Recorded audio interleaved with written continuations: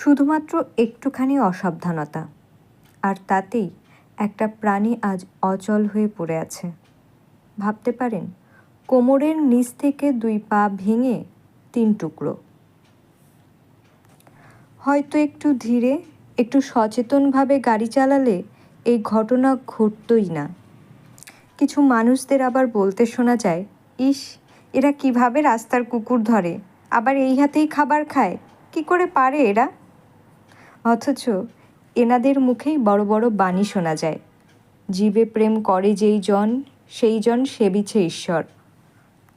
বাস্তব চিত্রটা একটু আলাদা। এনাদের রাস্তার কুকুর বেড়াল দেখলেই পাশ কাটিয়ে চলে যাওয়া, ইট ছুঁড়ে মারা কিংবা দূর থেকে গালি দেওয়া, এগুলো খুব স্বাভাবিক বলে মনে হয়। অথচ এই প্রাণীদের খাবার জোগাড় করা, চিকিৎসা করানো, নিরাপদ আশ্রয় দেওয়া মানুষদেরকে আবার আদিক্ষেতা বলে কটাক্ষ করতে একটুও সময় লাগে না। বলে, মানুষের এত সমস্যা, আগে মানুষের জন্য করো, তারপর না হয় কুকুর বেড়াল নিয়ে ভেবো।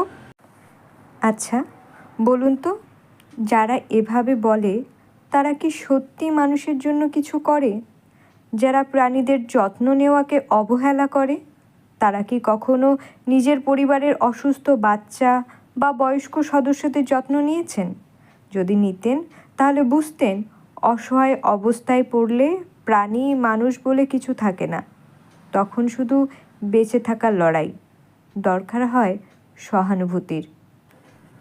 আমি জানি সবাইকে পাল্টে ফেলা সম্ভব না, সবাইকে পাল্টে ফেলার দরকারও নেই, বোঝানোরও দরকার নেই, কারণ কারো সামর্থ্য থাকে সাহায্য করার, আর কারো শুধুই সমালোচনা করার। তবুও এই ভিডিওটি শুধুমাত্র সচেতন করার জন্য। একটুখানি ভুলে, এক ফোঁটা অসতর্কতায় একটা জীবন অকালেই থেমে যেতে পারে।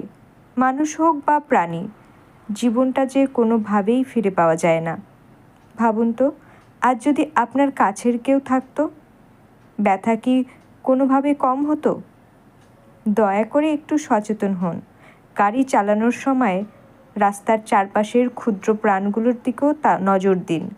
ওদের জীবনও মূল্যবান, ওরাও ব্যথা পায়, কষ্ট পায়, ওরাও ভালোবাসে, অনুভব করে।